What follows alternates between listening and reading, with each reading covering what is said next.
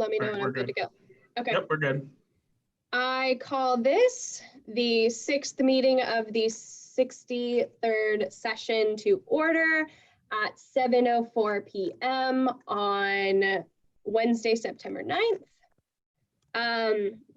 We can move on to item 2, roll call. Taylin, would you mind telling us how many people are here? Yes, we have, sorry, give me 1 second. We have 43 people. So that means simple majority is 23 and 2/3 is 30. Awesome, thank you. Moving on to item 3, public forum. No one reached out to me to speak in public forum today, so we can move on to item 4, approval of the minutes. Do we have a motion to approve the minutes from the previous meeting? Motion to approve the minutes from last meeting. Do we have I a second? second it. Senator Warden with the second. Okay, if you could just hit yes or no on your Zoom little thingies.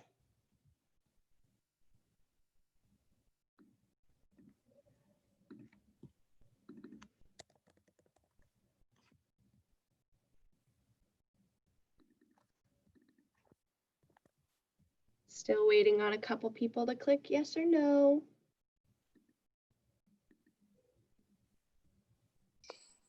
Point of information, for the minutes, did we only have one person absent from Senate last week? Or was it, because I'm just concerned about the way that votes were taken. A lot of them were said there was one abstention. And I just want to make sure that the votes were recorded correctly. Yeah, so abstentions doesn't include people who are absent. So that is people who literally voted to abstain. Okay. Okay, with 38 in favor and 0 against, that motion passes. We can now move on to approval of the agenda. Item 5, do we have a motion to approve the agenda as it stands? I motion to approve the agenda as it stands. Do we have a second? I'll second. I second. Senator Scherer with a second. You can vote yes or no using the little thing again.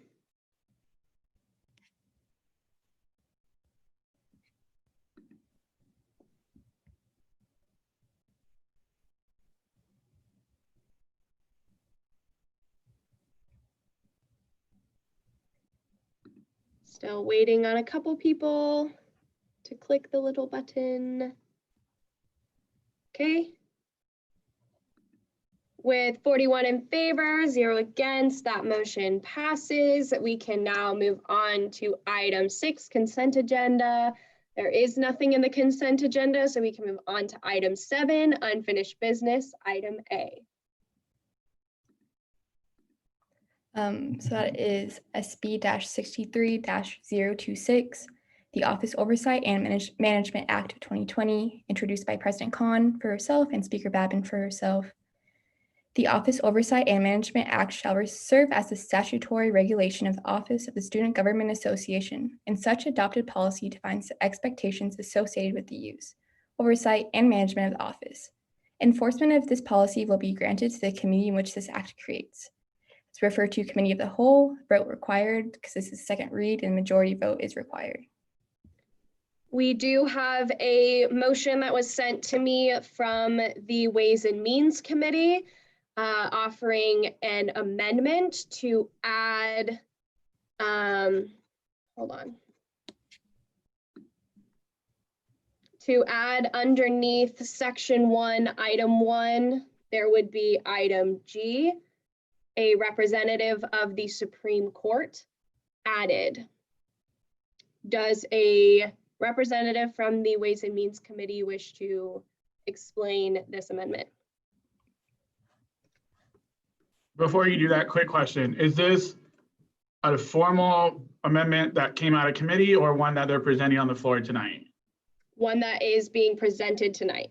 Okay, so that requires a vote here. Okay, thank you. Requires a vote here. Senator Mounts, did you want to go ahead? So essentially, the committee decided that would be a better idea to include representatives from all three branches of the government in this committee, since the decisions do affect the office. And it is also known quite well that the Supreme Court does not have a actual office space. So this is my hope, and I think the hope of the committee, this is a way to help facilitate some conversation about that in the future as well. Thank you. Does anyone have any questions for the author of this amendment? Senator Flores, go ahead. How many times did the Supreme Court need to meet in the SGA office last session? I can answer that. So that last session, they did not meet in the SGA office. They have met in rooms that they reserved in the RSC. And I don't know the exact number. Gabe, do you happen to know how many cases they heard or how many times they met last? I can tell you none of them were held in the office. However, I think total cases that they heard last year, I'll double check to make sure, but I think it was 3 meetings that they had, 3 actual hearings that they had, not to include just other meetings that they held together. I hope that answers your question, Senator Flores. Are there any other questions? Great, we can move into the debate period on only this amendment. So only the amendment adding the representative of the Supreme Court. So is there anyone who would like to speak in affirmation? Senator Zacharias. Hi, so I would like to speak in favor of this amendment. I think that while the Supreme Court didn't meet in the actual SGA offices, they are still a branch of the Student Government Association, and they should still be considered and heard throughout any conversations pertaining to the student government office. They are a branch that is seen by some students, and I think that they should be able to provide input if they feel like it.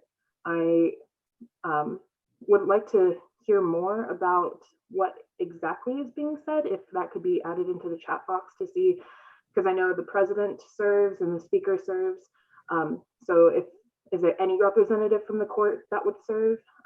But other than that, I think this is a good addition because they are our third branch and they should be treated in an equal respect. Thank you, Senator Zacharias. Is there anyone who would like to speak in negation for this amendment? Senator Kirk.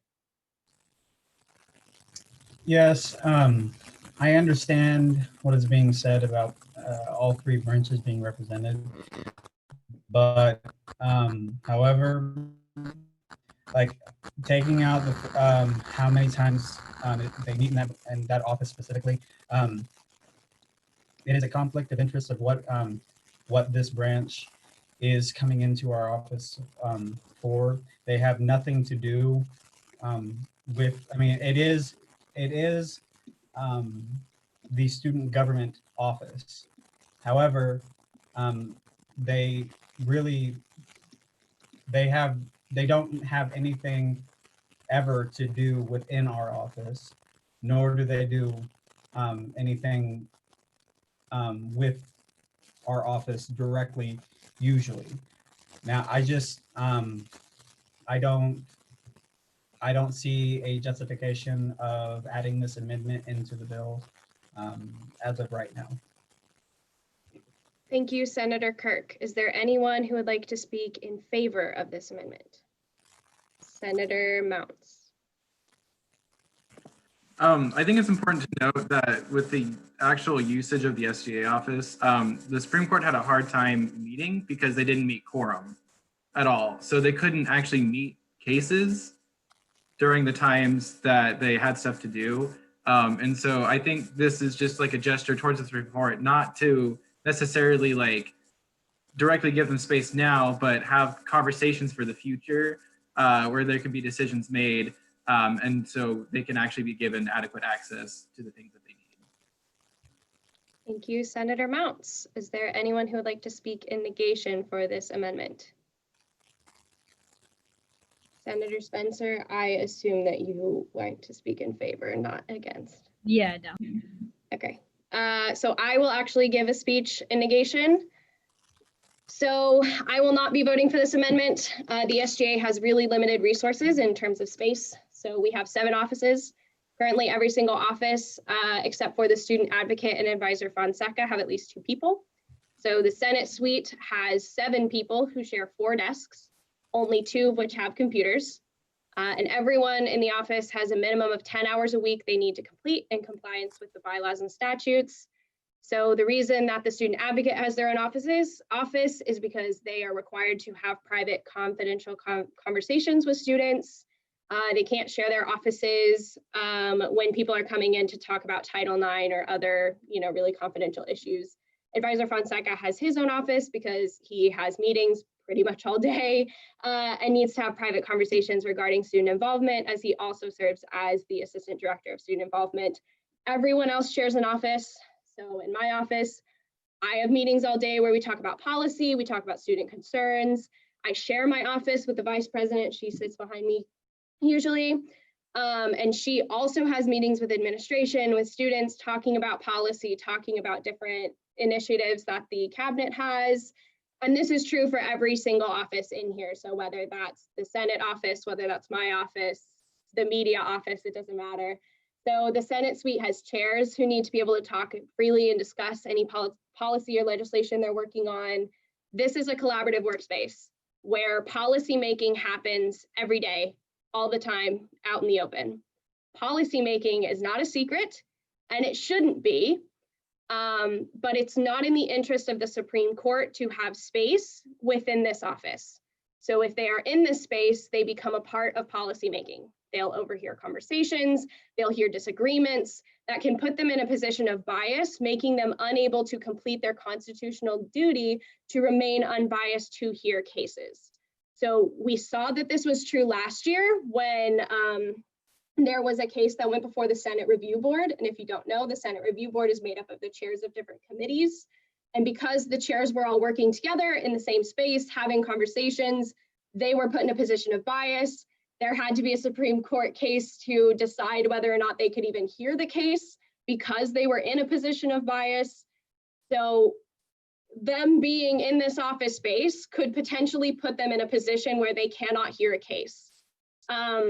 Also, currently, if any member of the Supreme Court were to recuse themselves because of bias, the court wouldn't meet quorum and they would be unable to fulfill their constitutional duty.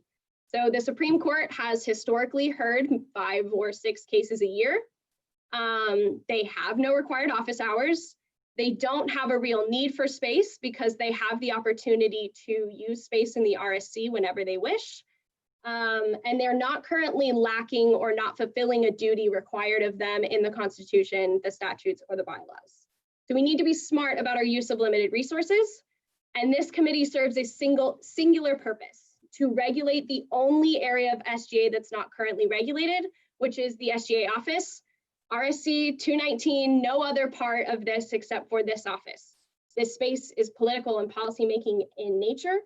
And for that reason, and that reason alone, I don't think that the Supreme Court should be on this committee, because if we're only talking about the office and the Supreme Court does not have use of this office, there's no need for them to be on this committee making decisions about what happens in an office they don't use. That's my speech. Thank you. Do we have a speech in affirmation for this amendment? Senator Majors. Okay, so I think it's important to clarify here, just so everyone knows with this legislation, that we are not, if passing this amendment, guaranteeing that the Supreme Court has a space in the office. With this amendment, we are guaranteeing that they have a say in who gets a space in this office. And we're not flooding the committee with members of the Supreme Court, but rather allowing for one member of the Supreme Court to be involved within the committee. So even if this person is added to the committee, they are with, all of the other members already within the legislation. Their one vote can't simply guarantee that the Supreme Court gets to do whatever it wants. Their role would just be to give a vote as to who should get certain space in the office, as it is the office of the Student Government Association. It's not the office of the executive and legislative branch of the Student Association. Having them, and further, even if they were to be involved in the office, being in the office does not, in fact, guarantee that they will have some sort of bias. Though the office is a place of policymaking, the nonpartisan student advocate is also within that space, though they don't necessarily make decisions that would revolve around legislation. They are a member that's within the space that isn't necessarily legislative. So yeah, I just wanted to talk about the fact that we're not guaranteeing them a space. We're guaranteeing that they have a right to talk about who gets a space in the Student Government Association office. So I just wanted to clarify that for anyone who might have had any concern as to what we were actually amending here. Thank you. Do we have a speech in negation? Senator Hull? Yes. I think I have concerns with having the Supreme Court on this committee per se, because they don't have required office hours or required times that they have to be in the office of where they need space, right? So unless they're meeting, we're just gonna leave a random office open or a random space open. Like, that doesn't make sense to me for them to be a part of the conversations when they necessarily don't have a constant need for the office. And then I would say with the student advocate, the thing is where else are we gonna put them? And then it's also a space in between with Gabriel's office being there. So that's my back to Senator Major's point on that. So I just have a lot of concerns with having them on the committee because, like, while yes, they're a part of our government, they are not legislating, they are not talking about policies or procedures. They need to have a truly unbiased opinion when it comes to the cases that they are hearing. Thank you, Senator Hull. Do we have a speech in affirmation? Senator Zacharias. Yes, so it keeps being brought up about office assignments, and I would like to. You just went muted, Senator Zacharias. I'm very sorry. So we keep talking about how the Supreme Court doesn't need office space. However, office assignments and access is only section 2 of this bill. Section 3 and 4 are about expenditures and technology access. If we are going to continue living in this pandemic and moving forward, I think that they need an equal say in what laptops are assigned, what resources are available to them. They are members of this association, and they also need the resources that are provided by Office 219. I think that we need to stop looking at this as just office space and what rooms are going to be available to them, but what resources are in this office that should be provided to them and they shouldn't have say about. Thank you, Senator Zacharias. I'm looking for a speech in negation. Senator Kirk. So we need to, it keeps on being brought up that we need to think about this as them having a say in the office. As of right now, I'm not talking about them coming in here and working, but as of now, they don't use our office. So why would we give them an opportunity to have any kind of say in anything that happens within an office that they, one, don't work in, but two, another point that was brought up was that there's no like guarantee that it is biased for them to be working in there, for them to be hearing certain things, policies or whatever that they can hear. I mean, with that being said, there's not all for senators to go in there and work. There is no guarantee that they will be going in there and working or writing legislation anyway. With that kind of, with that being said, but with that, I mean, we have to look at this as a longer way down the road and thinking of this in the now. If we look at this, excuse me, in the now, we should not be thinking of offending anyone. We should be thinking of the outward appearance of the students. And I get we all are doing that. However, we need to see this as they have no, like, they don't do anything within our office, and all this is to say, this is what's done, this is what we have, this is where we're going, and this is what we want to do. To be able to take a door out of an office if we want, to be able to paint the office burgundy.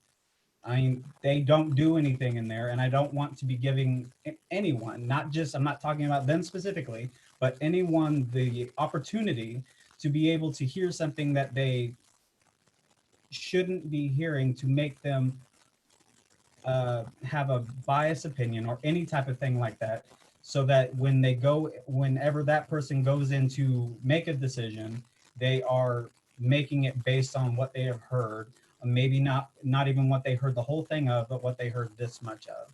I will be completely voting in negation of this bill, of this Thank amendment, you. I'm sorry. Thank you, Senator Kirk. Do I have another speech in affirmation?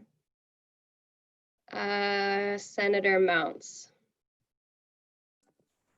So I think the biggest point here that I want to push is the fact that this is not like us wanting to immediately assign office space to the Supreme Court. I'm just saying, and like my whole point behind this amendment is the fact that they should be included in the talks, and this is pushing for in the future for them to actually have like the office space allocated. This is not, I mean, this is us working right now to solve a problem that is in the office, just with how many people there are. But this is also us looking towards the future, being proactive, trying to help find office space or at least do something to get a space on campus for the Supreme Court. I'm not saying it has to be in the SGA office. I'm saying this is going to start a dialogue for the future to find a solution to that. So that's the whole point of including the Supreme Court in on this. And I know that the Supreme Court justices have been very vocal about the fact that they do need office space. They do meet, they don't meet on official business, like for cases very often, but they do meet weekly. You can ask Nancy, the Supreme Court advisor. So, you know, they do a lot of work even during this time. So this is just something I feel like needs to be, you know, they need to be included in on this to ensure that we're going to be looking out for them in the future. Thank you, Senator Mounts. President Khan.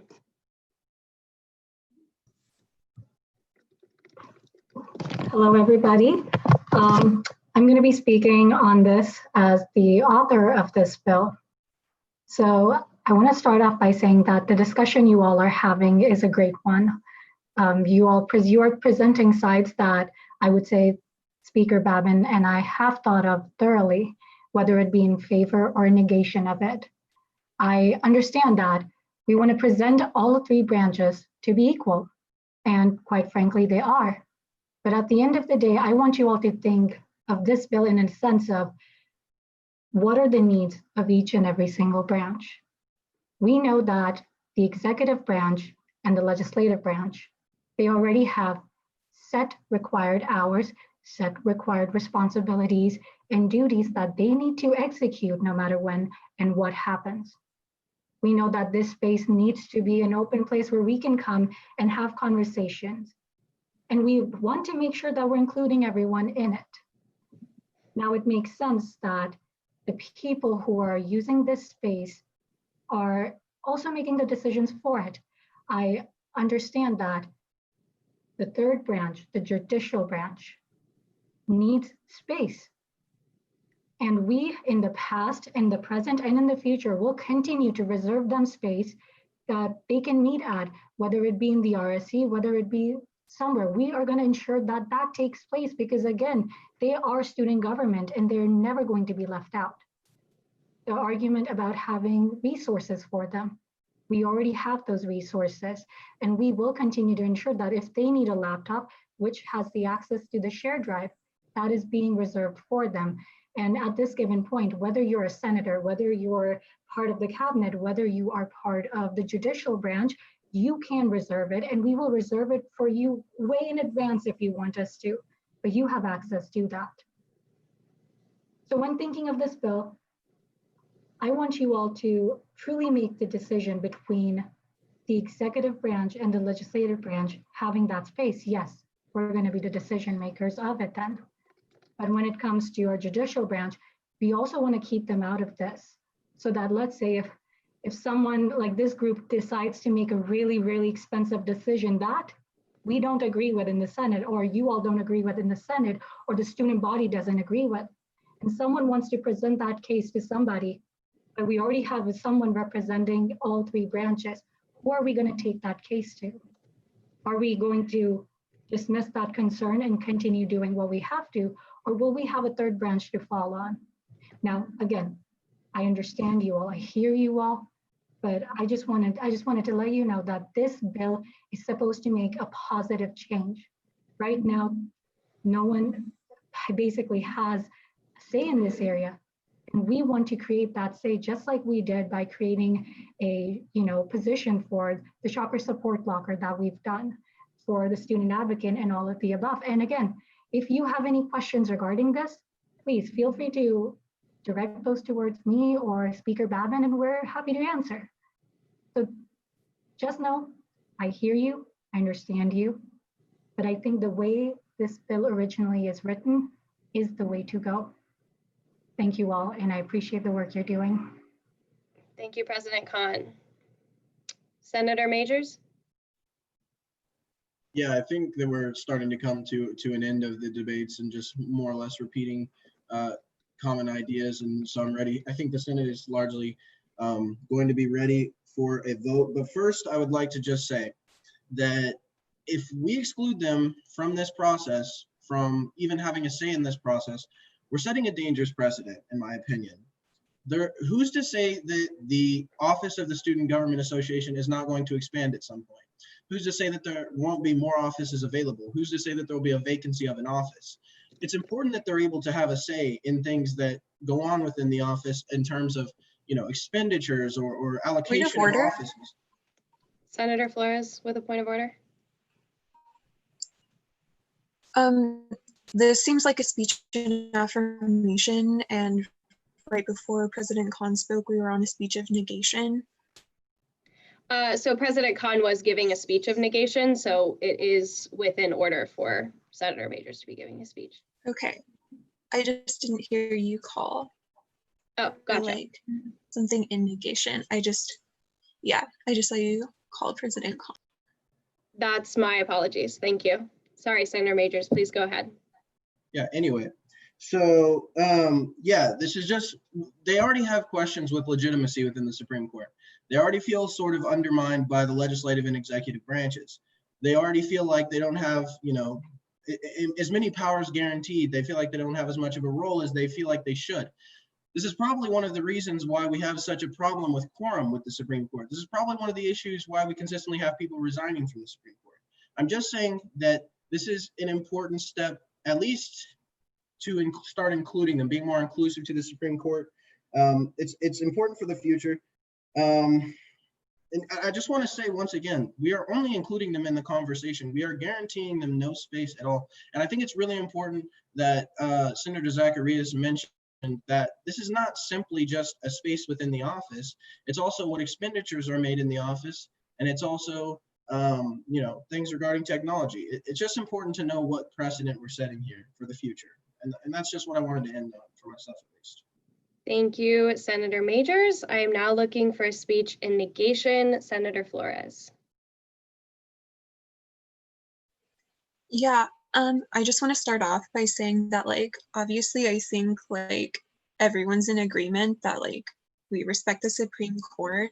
And, we do want them to feel like a part of SGA. However, I think, the concerns about potentially having in a branch that doesn't really participate as much as, or at least does not as frequently or as regularly do things as often as the other two branches, people from both the executive and cabinet and from Senate, there are multiple members that are in those offices multiple times a week. Whereas the Supreme Court doesn't really do that.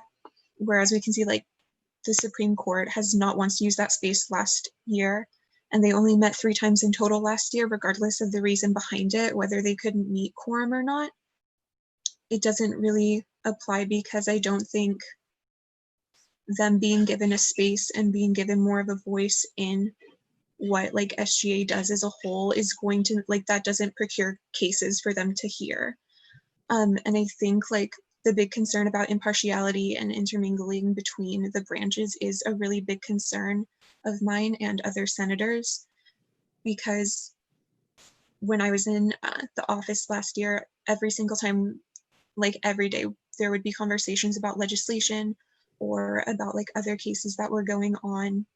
And if the SGA, if like the Supreme Court is hearing what's going on and what's being said about those things, then it is going to be really detrimental, I think, to their ability to stay impartial. Also, I don't see necessarily a problem with the Supreme Court using RSC rooms, because last year when we had committees that met in person, they used RSC rooms just like, so I don't see what the problem with Supreme Court using that is. And the Senate and the Executive Cabinet like both use the SGA offices and use that space, whereas the Supreme Court doesn't. And so I think while I see the reason why we should be giving the Supreme Court some say over expenditures and whether they're able to have office spaces, not office spaces, but whether they're able to have, you know, money allocated a certain way and to make sure that they are getting like technology allocated to them if they need it. I think that's important, but I really do want to urge against providing them a space in the office. And so people have also said that it's not guaranteeing that they get to be there, but that leads to like a question of why are they being given a position where they can make decisions about what happens in a space that other people use when they have no interest in what goes on there. And the student advocate, responding to that point, the student advocate gets to have a spot in the SGA office, even though they're supposed to be impartial, because they're not going to be making decisions to do with policy. They don't have any power to influence policy or to influence like decisions like that.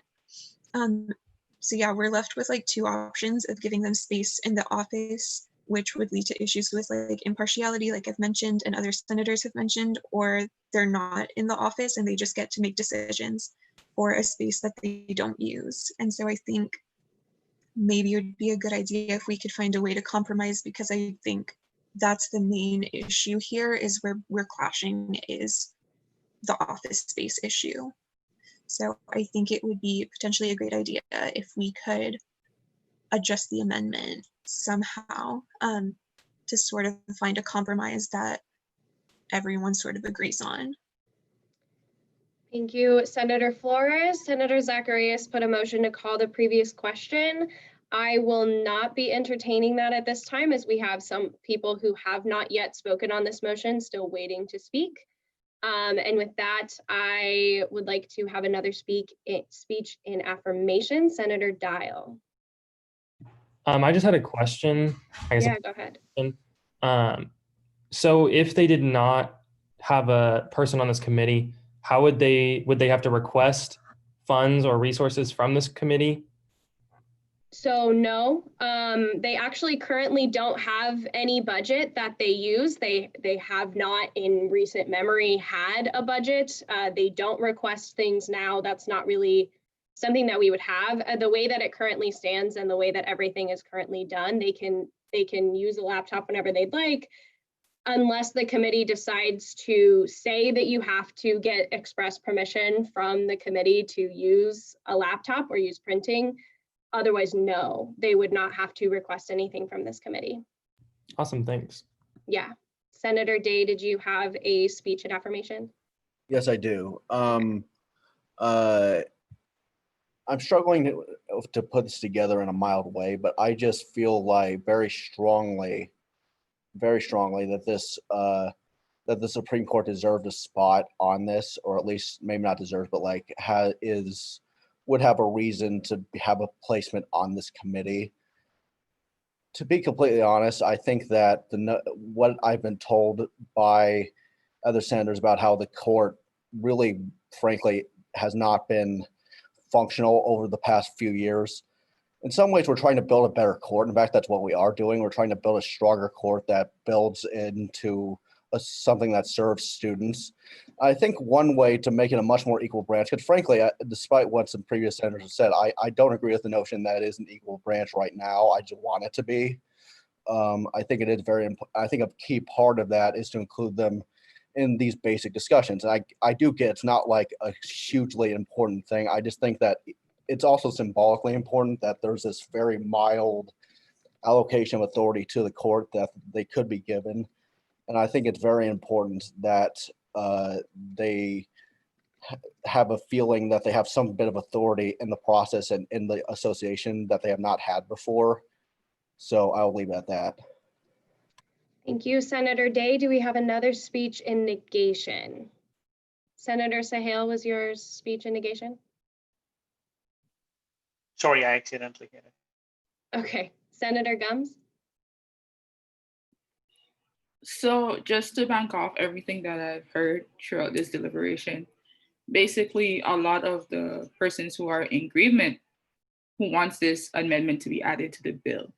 I know a lot of focus was on the resources that is presented, and also I've noticed that the tone of the conversation also pushes this is also a way to make sure that the Supreme Court becomes active.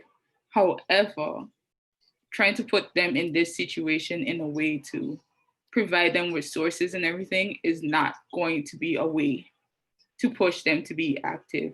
I personally believe that if we as senators notice that the Supreme Court isn't doing their job the way checks and balances work, we as a Senate supposed to uphold them and put them in certain positions to make sure that they are at least having their discussions, make sure that they meet, make sure they find a way to have quorum, maybe in a different bill, in a different resolution that the Senate can put together to have a proper balance on the Supreme Court. Because like I said, this is my first year, so I'm not 100% sure on what everything has happened. But from the way I'm hearing it, it looks like we're not holding the Supreme Court accountable. So putting them in this position, you're giving them a little bit more insight on what's happening, not insight, you're giving them a little bit more leeway to a certain place where they can hear all the different legislations happening on the executive and the legislative side, but we're still not holding them accountable for them to have the position that they're supposed to have. So I personally will vote in negation of this amendment. I also believe that from this conversation, we should look within the different committees. I'm not sure which committee would be the forefront of this one, but we should look within the different committees to find ways to hold the Supreme Court more accountable, because obviously that is the core what I'm getting from all of these conversations. You guys are trying to make a way for them to be more present, but this is not the way for them to be more present. There are way more legislative processes, and putting them on a committee like this, where in regards of like sometimes just getting pens, not gonna hold them accountable, basically. So yeah, that's it. Thank you. I would like to clarify something. I think that there's a little bit of confusion as to what this committee would actually get to do in regards to funding. So this committee doesn't get to dictate the allocation of funding. The Senate approves the office and technology budgets. So we, all 66 members of the Senate, have to approve the office and technology budgets. The committee then just spends those dollars. So that means that they're deciding we're going to buy Bic pens instead of buying another brand, because I'm blanking on every pen brand that ever exists. But they're making decisions like that. They're not necessarily making decisions like, okay, we're going to spend $700 on laptops. So they're making different kinds of decisions than just deciding outright what is happening with budgets. With that being said, do we have another speech and affirmation for this bill? Senator Mounts. I think the notion that the Supreme Court hasn't been doing their job is, I'm going to just say incorrect, because I know that the Supreme Court has been doing lots of work over the past definitely all summer, ever since the Chief Justice became the Chief Justice during the last session. She's been doing hard work, has been putting lots of time into working on court and court procedures, what needs to be done for at least for the Supreme Court, like constitutional wise. She's shared information with the Ways and Means Committee. She even came and spoke with us today. And she has gone through and looked at even possibly or at least things that need to be changed within our bylaws and constitution for the Supreme Court that don't necessarily make sense or are out of place or anything like that. So she's been doing lots of work, and the whole court has been doing lots of work.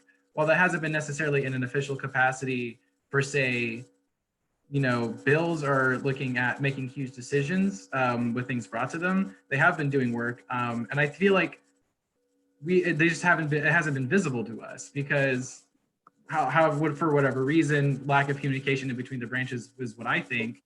There are so many issues between the two branches and between the communication there, which is why the Ways and Means Committee is working on, the Supreme Court and working on our Constitution as well to make the process much more easily defined and much more apparent.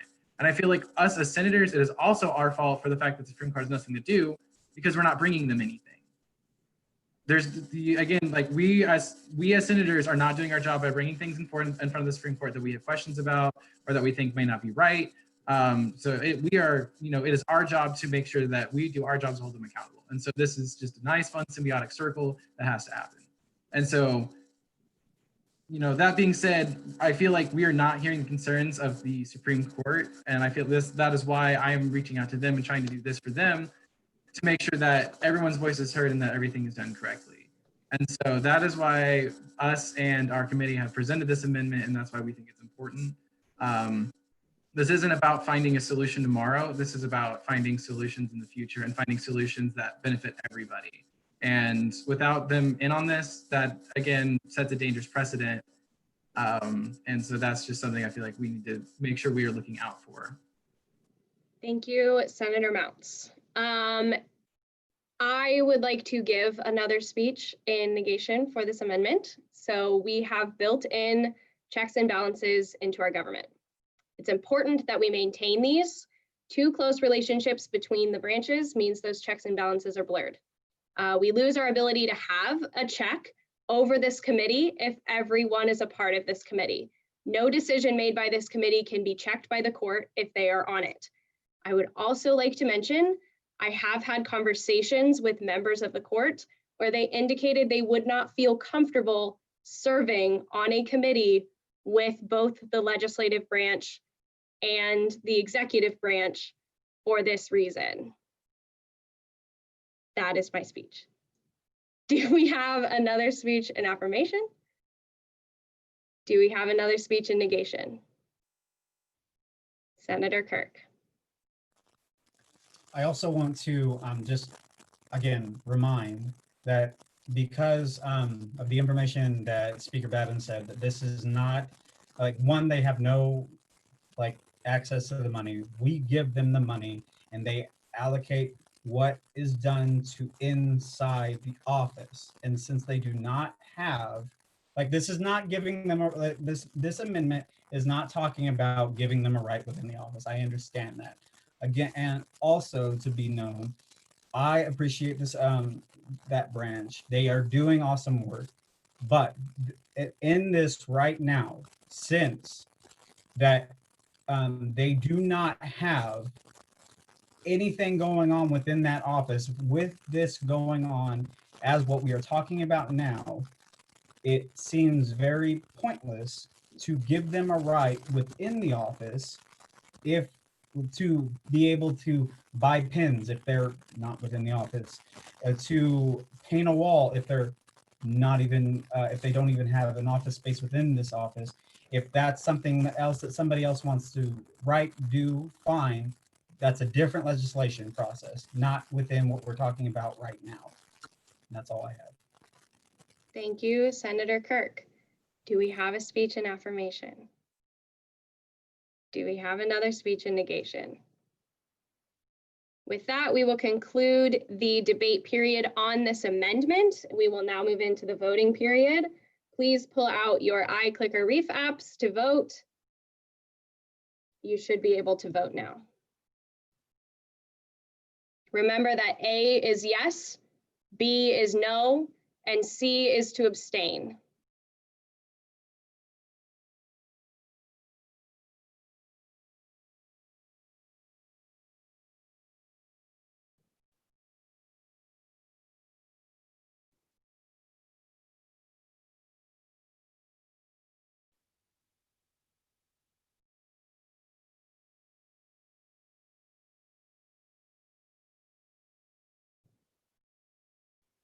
There are 46 people present. I will wait until we have all 46 votes on this. So everyone needs to be voting on their iClicker app.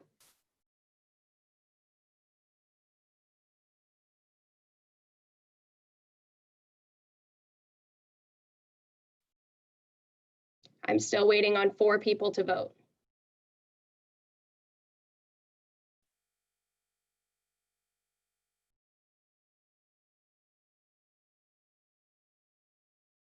Two people still need to vote.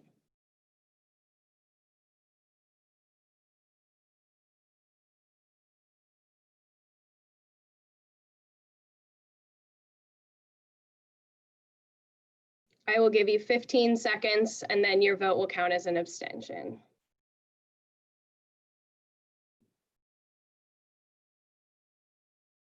Okay.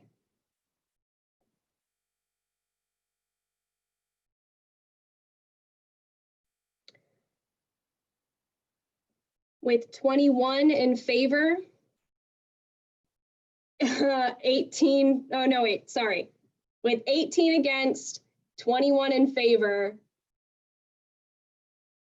8 abstentions, this fails.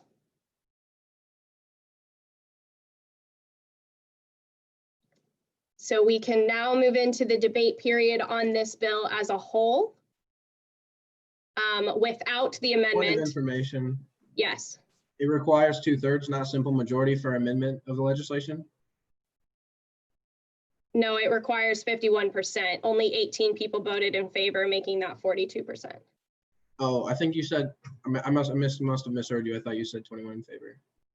I did miss up when I first said it, but I did correct myself when I said it the second time. So it's 18 against, 21 in favor, and 8 abstentions.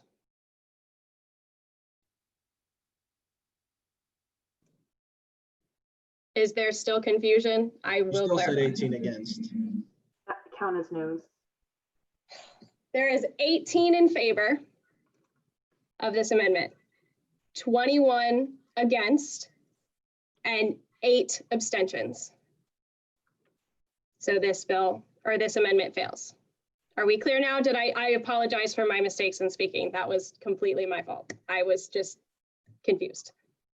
Are we good now? Okay. So now we can move into the debate period on this bill as a whole.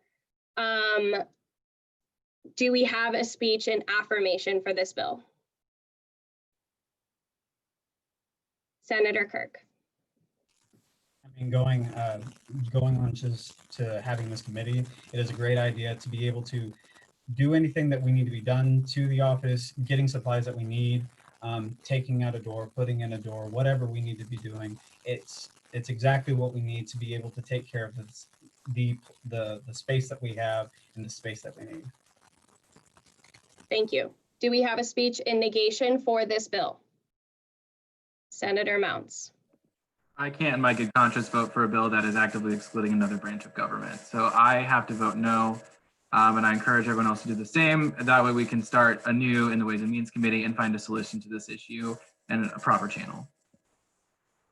Thank you, Senator Mounts. Do we have another speech in affirmation? Senator Flores.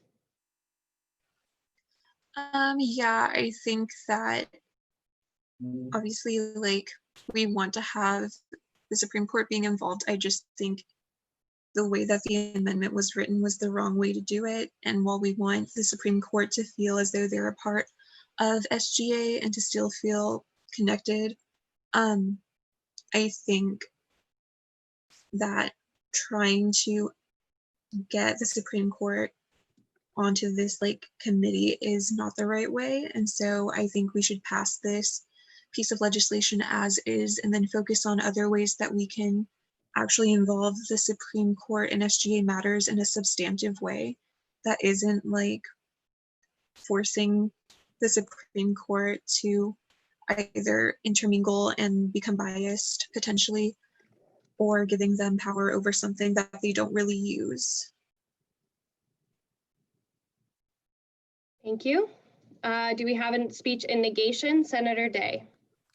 Yes, I will be voting against this bill, and it's hard for me to do that. I think that a lot of this was very constructive. I'm just extremely worried about, like Senator Mount said, the court seat. And I know that sounds like a small thing, but I really do think, especially if we are trying to expand the role of the court and are trying to give it a bigger role to help serve students, that they should have some say.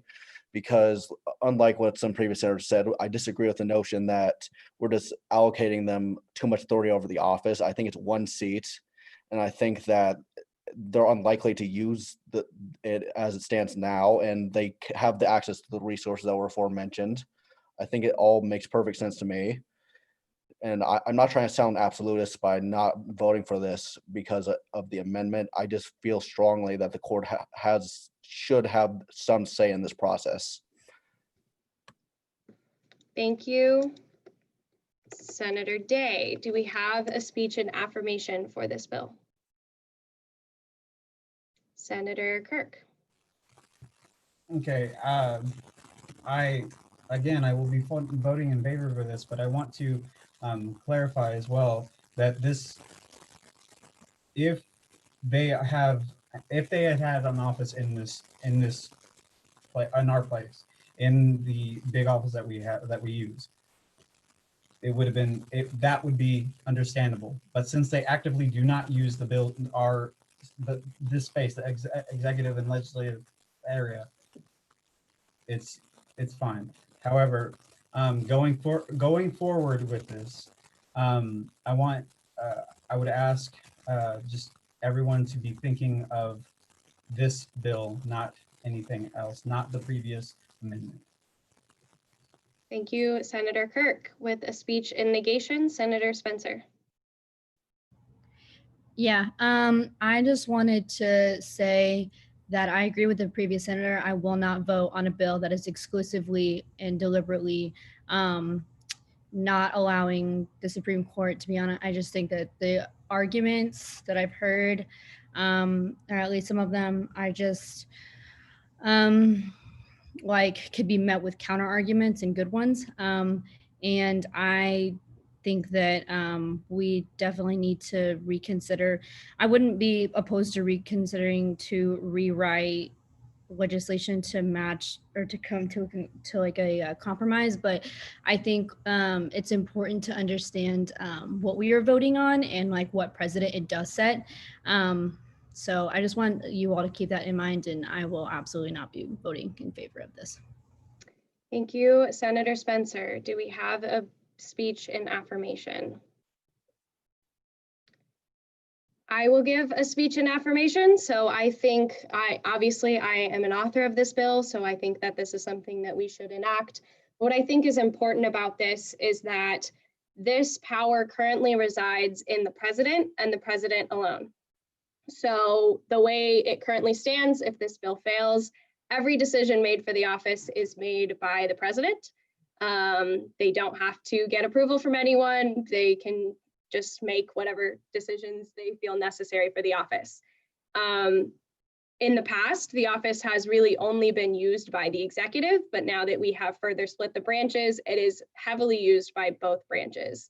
So I think it's really important that, we ensure that the people who use this office have a say in what happens in this office. So I think that this bill is really, really necessary right now, and that for people who would like to make change in the future that would involve the Supreme Court, I think that you can try and write legislation that will do that, but I don't think that not passing this bill now is the correct way to do that. I think that we need to take action on this now, ensuring that decisions about the office are made with a group committee, not just by the president. And then, we, moving forward, can try another bill to make a different change, if that is what you would like to do. But I think the correct move right now is to pass this bill and ensure that there is a committee making decisions as opposed to just a singular person. That's the end of my speech. Back into speaker mode. Senator Majors, do you have a speech in affirmation or in negation? Sorry. Yeah, I do. Okay. Okay, so I've heard from me a lot, but I really think that this is truly very important. I think that we sound extremely tone deaf as the Senate in being so dismissive to the Supreme Court, as if they aren't an active part of the Student Government Association. Like, they literally don't have a space in the office, and we are saying since they don't have a space in the office currently, then they should have no say in what goes on in the office. Like, this is so dismissive to what they could, like what potential they could have in any future decisions of what is made of the office. People have consistently said that it's only one vote. That's true. Why not give them that one vote, that one representative in this committee? I want to be clear, we're not talking about the amendment. So unless your speech pertains specifically to this bill and not to the amendment failing. I'm getting there. Okay, thank you. I'm getting there. So without this amendment, it is in no way, shape, or form going to be a good idea to pass this legislation. Why do you think this legislation was brought up? Because there are issues with the office and how it's being managed currently. How do you think someone in the Student Government Association that isn't included in the office altogether would feel about us making a piece of legislation like this when they aren't even included in the office currently? Like, it just seems like we're completely alienating the Supreme Court without including this amendment. So we have consistently found that without this amendment, or we've consistently found that the Supreme Court is not meeting quorum, is not active, so do we be punitive, or are we going to give them a carrot? Are we going to give them some say in what goes on in a committee? This is how you actively balance the powers. You give every branch a say in something. Even if they're not in the room right now, I think it's important that they are in the future. I won't be voting to pass this legislation because it's exclusionary, and I would like to create a better relationship between all three branches. Thank you, Senator Majors. Do we have a speech in affirmation of this bill? Do we have another speech in negation for this bill? Seeing none, that will end our debate period. Please pull out your iClicker apps.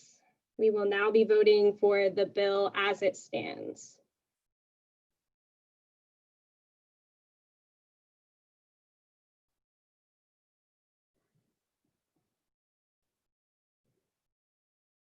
Remember, A is yes, B is no, and C is abstain. The only options you should be choosing are A, B, or C.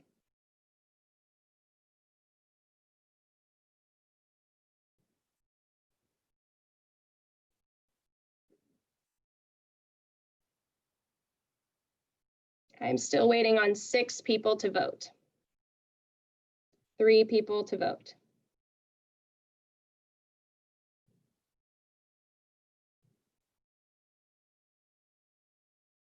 Two people to vote.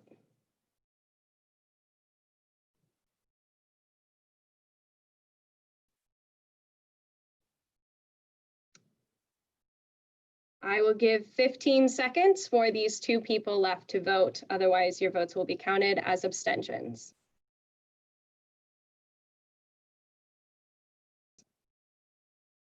All right.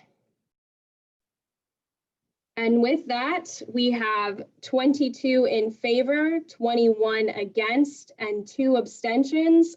This bill fails. We can now move on to item 8, new business, item A. That is SB 63-054, appoint Anastasia Martin to the position of Business Senator, introduced by Vice President Haas along with Speaker Olivia Babin for themselves, by the authority vested in her as Vice President by the Constitution and the laws of the Wichita State University Student Government Association, direct the appointment of Anastasia Martin to the position of business senator refer to committee of the whole, and there's a vote required. It's laid upon the table with a 2/3 vote required. Thank you, Clerk Fox. I believe that Vice President Haas is in the meeting now. So Vice President, would you like to give a speech? Hi, hello, here I am. Yeah, so Anastasia really, she has great experiences and is really excited to advocate for students. I think she would be a great fit for Senate, and I think, yeah, I think she'd be a great fit. She's already tried to get involved and has expressed interest, and so I'm glad she's doing so now. Thank you, Vice President Haas. Anastasia, would you like to give a speech about yourself? Yes, thank you. So my name is Anastasia. I'm a marketing major, and I just recently added a minor in art and design. I'd say some of my favorite things about WSU is like, you know, the group projects, the opportunity to get in-depth education, but overall it would be what I would describe as shocker pride, being able to associate with students and staff all across the board. So I applied to be a senator because it's my passion to help my fellow students.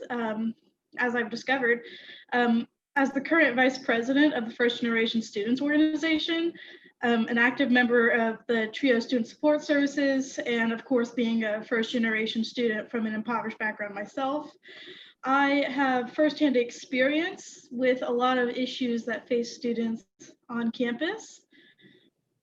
I've seen the amazing support that WSU offers its students, and I've seen, you know, the amazing length that WSU's generous staff would go to in order to make sure that students are provided for and safe.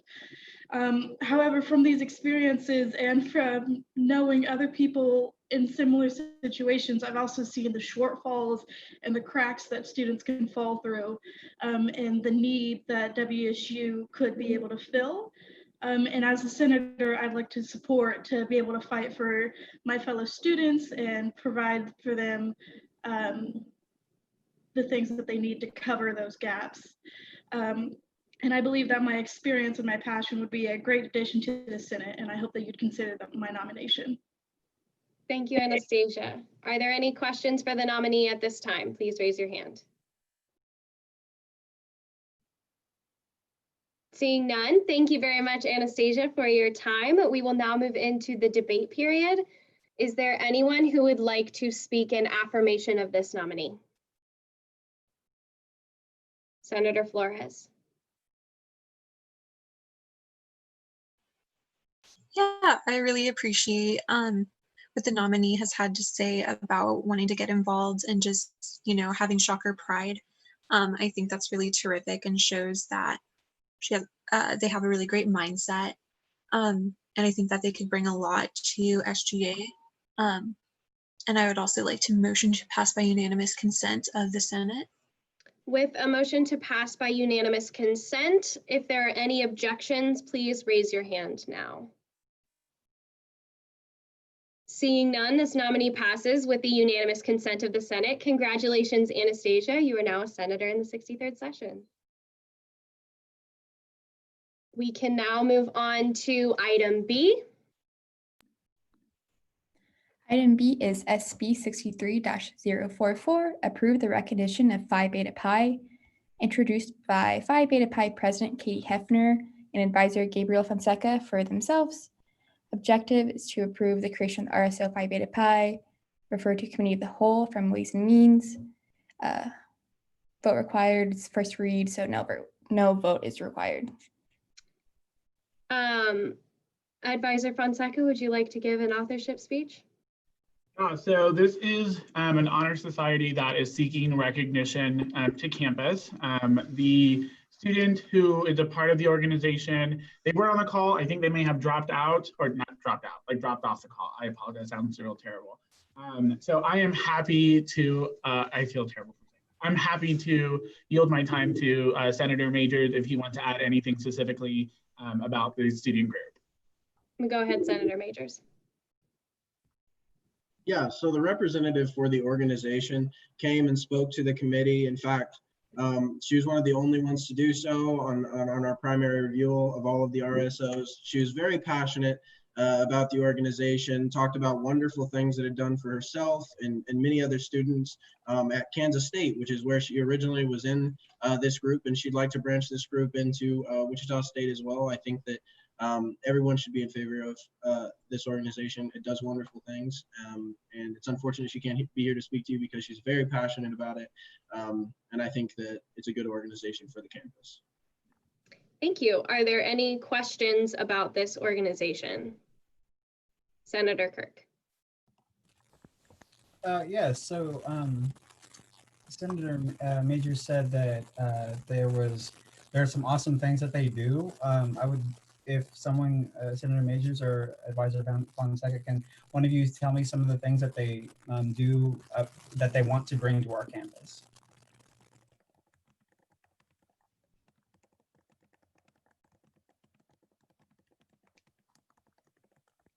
Either Advisor Fonseca or Senator Majors can just answer. You want to, Tayton? I guess I can. I'm not the best person to ask this. She went into some details, but what I recall is just how passionate she was about the organization. And she did talk about a lot of the positive benefits on her mental health, on just the overall academic achievement that she found at Kansas State. She didn't really, I don't remember too much about specifically what the organization did. Unfortunately, I wish she could be here to tell you, but that's all I can guarantee you right now. I'm sorry. I wouldn't have other information to add on to that. However, since this is just a first read, we can reach out to their president to see if they're able to join us next week, so that if there are follow-up questions, we're happy to provide that. So if there are, we'll go ahead and reach out to the student anyways, see if they're able to attend next week. If not, if you do have specific questions, if you want to send those to Senator Majors or myself, we can get them over to the student president so that we can answer that, so that they can answer them if they're not able to make it to the Senate meeting. Thank you. Senator Sahel, did you have a question? Yes, I do. The question was, if she is so passionate, is there any reason why she's not here in this Zoom meeting in order to promote her Greek? Yeah, so my only question is, if she is passionate about this Greek, is there any main reason why she's not here, or what is the plan? So just for some quick clarification, student groups are not required to come to Senate to present their organization. It's just been a practice that we've had. So I think the one thing to be cautious of is sometimes students aren't able to make it to our Senate meetings in order to present their organization, which is why we do an initial committee review of it. So that's just one thing to add specifically on there. I do have some comments to go back to Senator Kirk, the grad assistant who worked with the organization. They want to do some work with providing or helping their members with internships, supporting academic success and community within honors college. It is an honors society, honor society for honors. Yes, that makes sense. It's a lot of honors in there. So its main focus is to help academic success, to help with internships with their members, and to provide that opportunity for students within that college to be able to connect with each other as well. But yeah, we'll gather some more information just in case there needs any more for next week. Thank you. Are there any other questions about this RSO? Seeing none, we can now move on to item C, as this is a first read and there's no vote required until next week. So moving on to item C. Item C, SB 63-043, approve the recognition of the YMCA Student Organization introduced by the YMCA Student Organization President Daenerys Robinson and Advisor Gabriel Fonseca for themselves. To approve the creation of the RSO YMCA Student Organization, to refer to the Committee of the Whole from the Ways and Means. This is the first read, so no vote is required. Advisor Fonseca, would you like to give an authorship speech? Yes, I am happy to yield my time to the representatives from the group, their president, Robinson, and their advisor, Ricky Ellison. So if you are, and I just let them both into the meeting, so if you want to turn your camera on and unmute yourself, you are happy to present information about your organization. Hello. Can you guys all see me? Can you hear me? Hello? Yes. Yeah, okay. Hi, I am Daenerys Robinson. I am the president of the WISO student organization. I am also a student here on the WSU campus. Kind of here to tell you guys a little bit about the organization we have, which is called the YMCA Student Organization, or WISO for short. We are here to kind of talk about the 3 pillars that we're looking for at the YMCA, which are youth development, healthy living, and social responsibility. So not just for the youth, but we're also here for the WSU students as well to talk about fundraising options and everything like that. And just a little background about the YMCA, that they've been a civic organization here in the Wichita area for about 135 years. And we're here to kind of just help these students grow personally and professionally, and kind of give them the tools to be able to succeed in life. And yeah, that's kind of really a little bit about it. And we also here to just talk a little bit about that and kind of go from there. Thank you. Are there any questions for the YSO? Is that what you call yourself? Yeah, WISO. Yeah, for YSO. Okay, Senator Kirk. I only have one small question. If you guys are granted the recognition and you are able to meet, how will you guys, or do you have a plan to be able to communicate with students that you guys exist, and how will you communicate? How will you get students to know about you? Yes, we actually have a involvement fair coming up here soon that we plan on having a little trifold and giving out information via like a little link to either like a Google Docs or a QR code that will kind of give information about them and show them what they can do and what they need to fill out, or the requirements that we have for them or something like that. Also, since I will also work here at the YMCA, and I tell people about it, and they kind of join interest. And if they want to, I can give them the forms here at the YMCA as well, or go the avenue of maybe social media or something like that as well. Thank you. Are there any other questions for WISO? Senator Sahel. So the only question is, what is your main motto related to the students? What is your main motto for your organization? Main model as like the like our pillars for what we're looking to grow in the community, or our purpose, more of our purpose. We're trying to be to strengthen the community by connecting all people to their potential and purpose with each other, working locally, and focus on empowering young people, improving health and well-being, and inspiring action in and across the community.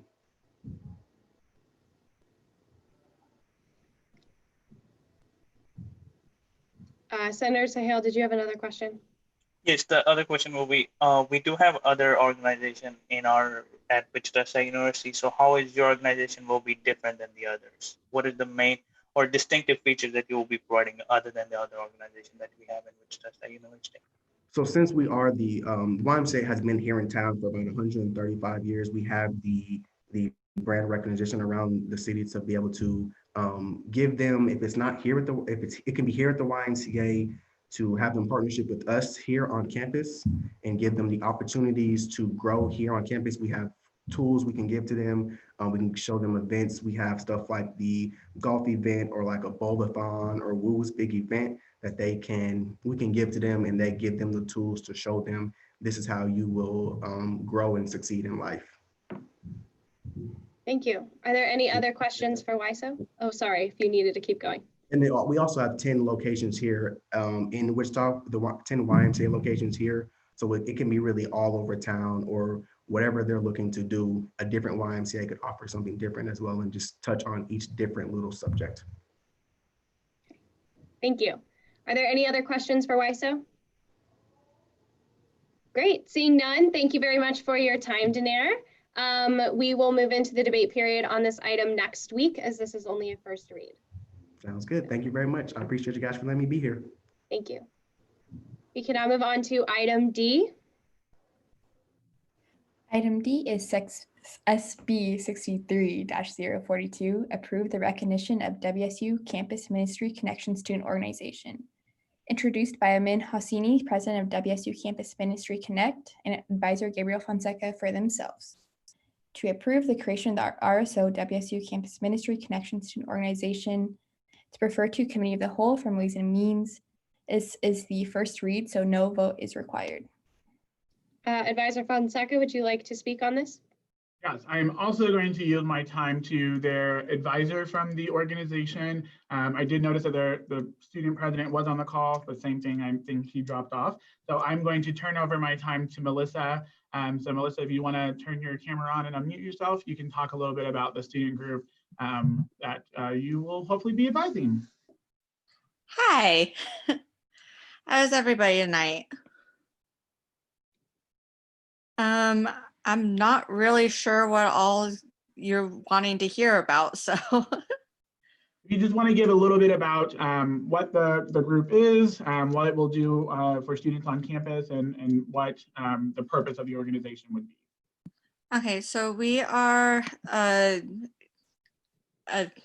campus ministry here on campus. And our goal is just to nurture spiritual growth in the academic environment on Wichita State's campus. We're affiliated with the United Methodist Church, and we accept everyone we accept everyone in because we believe that open dialogue is one of the ways to help build your own faith connections and grow your faith. And we believe that intellectual and spiritual growth go hand in hand. So, and we are looking at, part of what we try to do is talk about social issues within a Bible study kind of group and bring some positive encouragement onto campus where we can. Thank you. Are there any questions for the Campus Ministry Connection? Great, seeing none. Thank you very much, Melissa, for your time. We really appreciate it. We will move into the debate and voting period on this next week, again, as this is a first read. So we can now move on to item E. Item E is SB 63-044, approve the recognition of Assistive Technology Solutions Student Organization.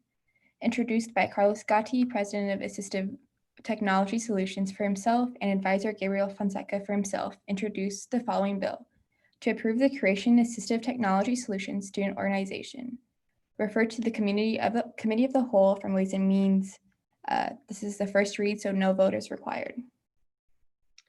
Advisor Fonseca, would you like to give a speech? Yes, I am also happy to yield my time to Carlos, who is the president of the group.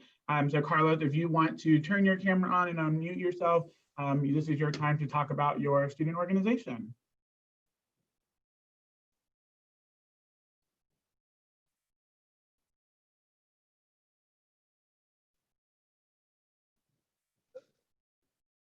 Oh, Carlos, we can't hear you. You can? Oh, there you go. There we go. You can now? Yes. Okay, awesome. So can you repeat it again, please? The last thing you said? Yeah, if you just want to talk a little bit about your student organization, what it's going to do on campus. And your Okay, so Assistive Technology Solutions is going to be an organization that basically provides students with hands-on experiences, working with people that need assistive devices. And currently, we are already working in some projects. I have another right here I can show you guys. So it can be any kind of assistive devices. It doesn't necessarily need to be something specific. It depends on each one. But here, for example, is a hand that we created for a person that can afford a prosthetic hand. So we created an affordable hand for that person. And here, for example, there is another type of device that we created really simple using 3D printing for someone also that doesn't have a hand to be able to play the cello. So basically you connect this to the already existing process that the person has, and you attach the cello basically inside this, the cello's bow. And yeah, like we are working on that. Then, for example, another part of this is a cast. So actually, we measured, like, we take the measurements from the people's arms and from our customers' arms, and we adapt our designs exactly to their measurements. So those are basically some examples of the projects that we are currently working on. Thank you. Are there any questions for Assistive Technology Solutions? Senator Eyrig? Do you, I apologize, do you charge for your services to students or No. to the people that you work with, or do you do it as kind of a charity service? So yes, I do this as a charity service. We are working as a non-profit, basically. Right now, of course, we are not getting any funding, so I'm covering all the expenses with my own budget. And in the future, I hope to get funding in order to provide it to people for free. Thank you. Senator Vargas, did you have a question? Yeah, I did have a question. Have you all looked into like other WSU resources, like maybe applying for I-Corps or Shocker New Ventures? Or you guys need to be an RSO first to do that, or? So from my understanding, that's more if it is a profit organization, not a non-profit. So that would be more of a profit type of, at least for e-lunch and stuff like that. So you guys are keeping it nonprofit even after, your time at Wichita State? Yes, of course. Okay, thank you. No problem. Senator Kirk, did you have a question as well? Yes. You said as of right now you are doing all of the funding yourself to be able to make everything that you're doing.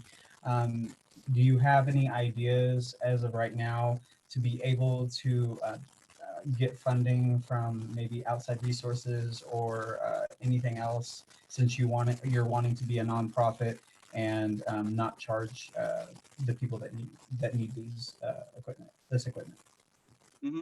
So basically, I talked to my advisor. My advisor is Nathan Smith, and he works a lot with the currently existing program, Go Baby Go. So he already has an idea of where to get funding and how to apply for it, and he's gonna be advising me on how to do that in the future once if I get selected to be a student organization. Thank you. Are there any other questions for the Assistive Technology Solutions student org? Great, seeing none. Thank you very much, Carlos, for your time. We will move into debate and voting on this next week. Awesome. So we can now, thank you very much. Thank you. We can now move on to item F. Item F is FB 63-006, WSU Rocket Club funding, introduced by Senator Maggie Hull for herself, to authorize the allocation of $500 to WSU Rocket Club. It's referred to Committee of the Whole from Budget and Finance. This is a first read, so no vote is required. Senator Hull, go ahead. Yes, so the WSU Rocket Club came to us for $500 in funding. So they use this funding to build like little rockets, like nothing that can go to the moon. That was like a question we asked her. But they're applied learning opportunities for students in their organization that they might not get otherwise. So they basically build this rocket throughout their year in the organization, and then they go out to this random field a couple miles away and shoot them off. So it's a really great opportunity for these students to work together in these small teams, figure out what they need to do differently, all of those types of things. You can kind of read more in the bill. And then also, side note as well, you will always find at the bottom our two balances on the account. So the 02 is going to be organization funding, and then the 18 one at the end is going to be individual funding, and that will be on every bill. So we're being very transparent with how much money is left in each account. I'm open to questions. Are there any questions for Chairperson Hull? Senator Kirk. Yes, so Maggie, was this something that has been reoccurring continuously for the past several years, or is this a first time thing? So this is going to be something that they do every year. So I know she said she's done it, they've done it for the past couple of years that she's been a part of the organization.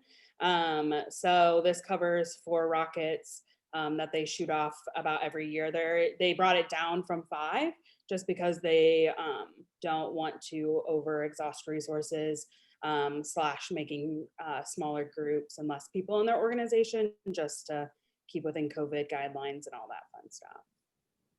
Thank you. Senator Eyrig? I'm just wondering why this is its own separate bill as opposed to being part of like the larger budget. Like, I'm just kind of confused why this is its own separate allocation, if that makes sense. So each funding request will be a separate funding bill like this, just because this is like the student organization requesting way of doing it. So each bill will be separate and not a part of, I think you're thinking about the regular student fees process. That's an entirely separate thing. That is, we get our money from the student fees process to allocate, and then it's on budget and finance and the rest of the Senate to allocate those funds appropriately. Thank you for the clarification. Of course. Are there any other questions for Chairperson Hull? Great, seeing none, this is just the first read of this. We will move into debate and voting on this next week. We can now move on to item G. Item G is AR 63-009, COVID-19 travel restriction, introduced by Senator Maggie Hull and Treasurer Zachary James for themselves. Whereas at Wichita State University is reopening in the midst of a pandemic, it is important that the association puts the health of the association's members first. COVID-19 has been spread through travel, and to match the university stance, the Student Senate must take an action. This is referred to Committee of the Whole. The vote required a simple majority. It's laid upon the table. Thank you. Maggie or Senator Hull, would you like to give your authorship speech? Yes, so we have been having conversations about whether or not our organization should be providing funding to travel. So basically people come to us asking if they can get money to help support them with registration fees, airplane tickets, food, all of those kinds of things. Unfortunately, with COVID and everything, we don't feel like it is in the best interest of our students, which we have a responsibility to look out for, or in the best interest of the Wichita community as a whole, because those people do come back here, and we need to be responsible to the community of using student dollars in order to fund travel. So we will reevaluate that stance every month as budget and finance, and with Treasurer James as well. So I'm open to any questions. Are there any questions for Senator Hull? Senator Majors? So is this going to extend throughout the entire year, regardless of, any CDC or, World Health Organization recommendations on travel or anything like that? So in the resolution, it talks about how we will be reevaluating this stance every month with budget and finance and Treasurer James to see if that is going to be our continued stance on travel. So we will keep everybody updated if that stance changes. Senator Majors with a follow-up. Just point of information. I'm on the legislative packet and it ends on "and" for me at line 16. I don't know if that's just my own technical issue or if the entire resolution isn't there. I did send out a different version in a new email this morning. Okay. So I did send an update, or no, wait, maybe I didn't. That was a different bill. Hold on. It ends on "and." Let me see what you're talking about. It may just be me. If any other senator sees the entire thing, that's fine. I think I also had that problem, for the record. I do as well. That's my bad then. Oh yeah, it's missing page 2. Senator Hull, do you have page 2? Yes, I can find it quite quickly. Give me one moment. Thank you. I turned the share screen on so you can just share it once you find it. Okay, give me one second. I apologize for that. That would be my mistake cutting off the second page.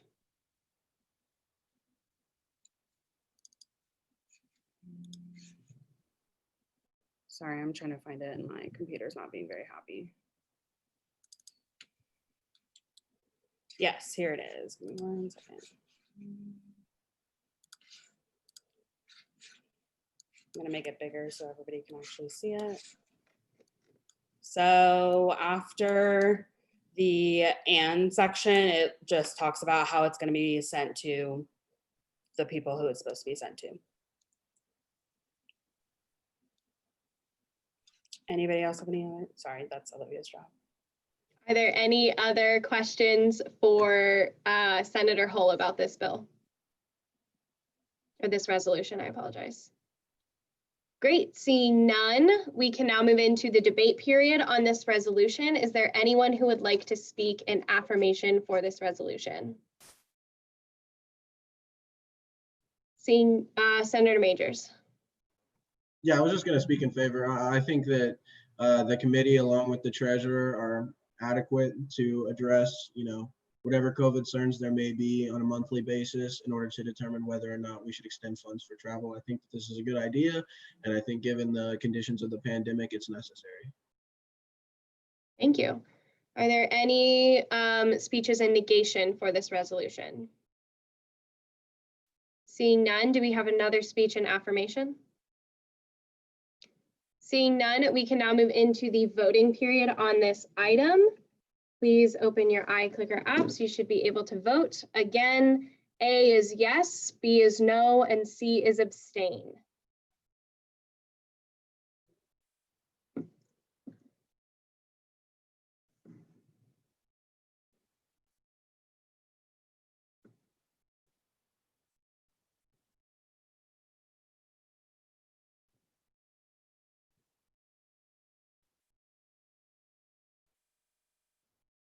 Still waiting on 5 people to vote.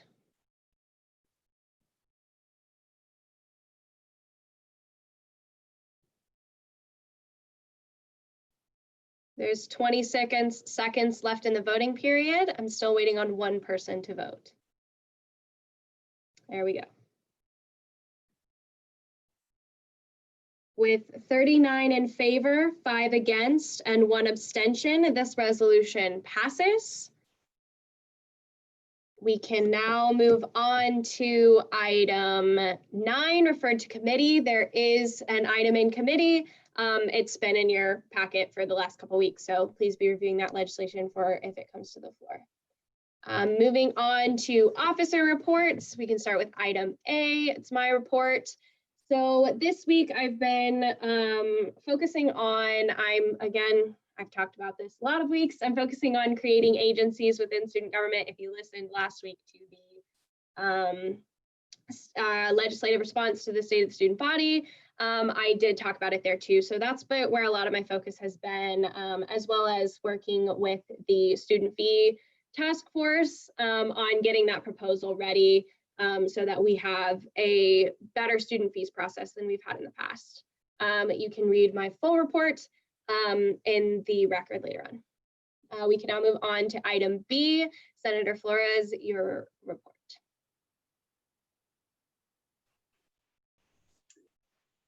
Hi, sorry, it's a little frozen for me, so I don't know if everyone can hear me, but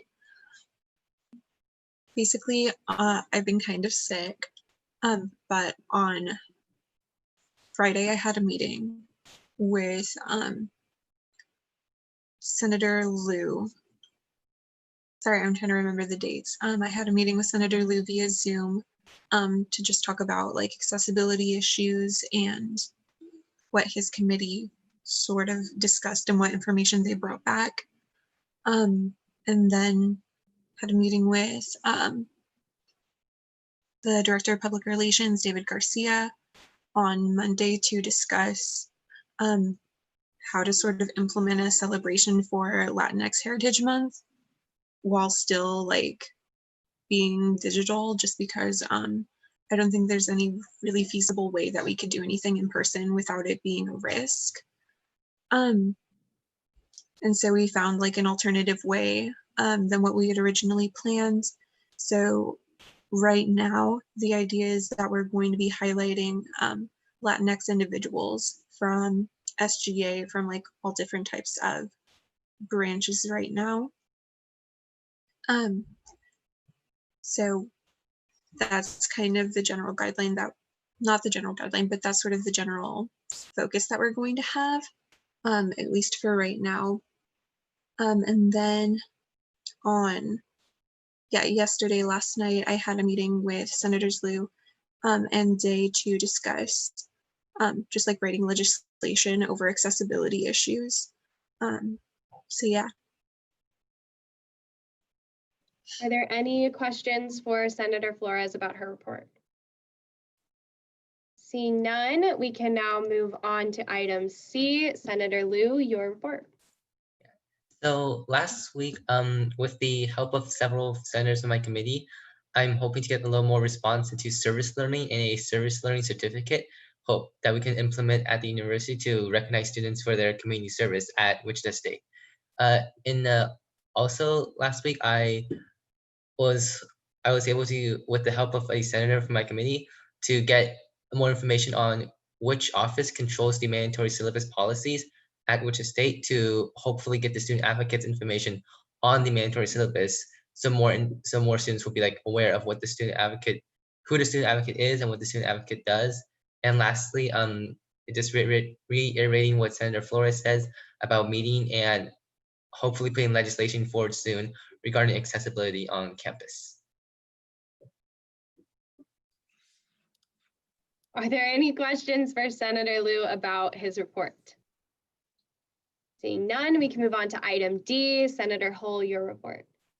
Yes, so obviously I had the travel conversations this past week to make sure that that is what was the right move moving forward. Setting up hearings, which is kind of like an every week thing. We're getting a lot more, so you will be seeing those start to populate a lot quicker. Learning, we are still working on trying to figure out if colleges have hardship funds for every college and how much there is. So that a way we can advocate for those to be more aware of students on campus. And then Matthew Tucker came to our committee to chat about his bill that is currently sitting in our committee. And then also we are still working on the student fees budget, and that's taking a lot of time as well. So I'm open to questions. Are there any questions for Senator Hull about her report? Senator Zacharias? Not really a question, but what happened to said bill in the committee about the Matthew Tucker bill? I feel like that should be expressed to the Senate. It's going on the floor next week, so they'll see it then. Senator Liu, did you have a question? Yes, for that bill, I distinctly remember it being brought to the floor in the first or second session of Senate and it being tabled. Has it been taken off the table or is it still tabled? So the bill was tabled with the intention of it going into committee before it went to the floor. So because we now have committees, it is in committee where the committee then makes the decision to bring it to the floor or to bill it in committee, which they have made the decision to move it to committee. So we will be seeing this bill for the first read. I mean, it only needs one read. So we will be reviewing, questioning, debating, and voting on this, on the bill in committee next week. Thank you. Thank you. Are there any other questions for Senator Hull? Senator Liu, did you have another question? Okay. We can now move on to item D. Senator Day, your report. Sorry, I had to unmute. I have less to report this week than I have in previous weeks. Honestly, I kind of dropped the ball a little bit. I kind of got distracted and stuff and accomplished less than I intended to, which is my bad. There are some things I can discuss though. This week, my committee, we basically just went through all the priorities and stuff. Like I made some spreadsheets and we came up with like individual goals for each senator for the session, and some important concerns were brought up to me about that, like among them the health insurance for grad students and international students. That was brought up by Senator Jola, which I really appreciated. There were other things brought up that are also great. Also today, I had a meeting with disability activist Andrew Crane, and who I think has had some interactions with SGA before, but hopefully he'll speak at next week's meeting. But we discussed two things today, basically. First, the bus routes at Wichita State are too infrequent. As I understand it, they only come like in cycles of every 45 minutes, while his opinion is that they should come every 10 to 15 minutes, which seems more reasonable to me as well. And it's a hassle for people who don't have reliable access to transportation or who have disabilities, or it's just inconvenient for everyone. I've told him that we are hoping, or I'm personally hoping, I haven't talked to anyone else about it, but I'm hoping to consider either a resolution or a formal letter to relevant local officials. I'll have to talk about that with other people though. Additionally, he noted that Wichita State's main website, as well as Blackboard, are really bad for blind students. They're very inaccessible. So I'm kind of hoping to use the weight of SGA to look into how to address this situation. A couple other things. Yesterday I worked with Senator Liu and Senator Flores on a resolution that will hopefully be brought up soon that will have specific guidelines on how instructors can practice accessibility with their students and to follow university policy. We'll have a little more details later. It's a little bit vague right now, but basically we'll just go into instructors to make sure that they're following accessibility guidelines.